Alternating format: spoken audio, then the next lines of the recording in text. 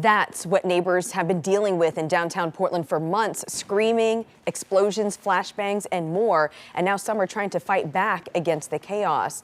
A tenant of a nearby apartment complex there in South Portland suing the city of Portland, claiming Portland police have a responsibility to lay the hammer down on the ongoing noise at the Immigration and Customs Enforcement facility. A court, however, did not rule in her favor. Thanks for joining us tonight. I'm Elizabeth Din. Now, this is a topic we've been covering since the protests started earlier this summer.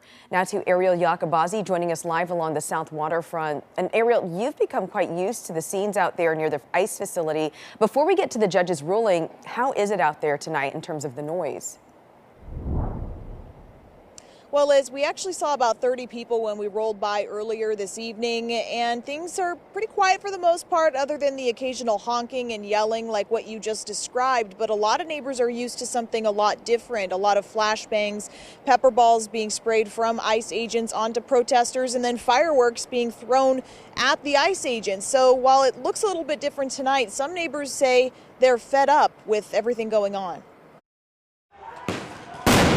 For the last 70 days or so, we've documented scenes much like this at the ICE facility on McAdam Avenue. It's completely like a war zone. Tear gas deployed, fireworks thrown, flashbangs ringing out. Protesters continue to push back against decisions coming down from the White House. They've told us before they're peacefully protesting. You know, for the most part, I agree with what they're after. I don't care for their tactics. But the people I talked with feel there are times when some demonstrators make neighbors feel unsafe. Some of the people living nearby won't share their names or show their faces because they're afraid of retaliation. I've never had to carry any kind of personal protection, but now I carry a stun gun and I carry bear mace, and I fear for my life. They say ever since a judge recently ruled in favor of the city, saying Portland police has nothing to do with the noise complaints at the ICE facility, things have only gotten worse on the South Waterfront. You can't even walk around the block without being cussed out by the protesters down there, or they ask for your ID and want you to take your mask off so they can make sure you're not police or that you're not a media personnel. They are fearless. The city kept their response to the ruling brief, saying, quote, "The city is grateful for the court's thoughtful consideration of this matter." Now, the entity who does handle the noise is the Ombudsman Office. They're a part of the Portland City Auditor.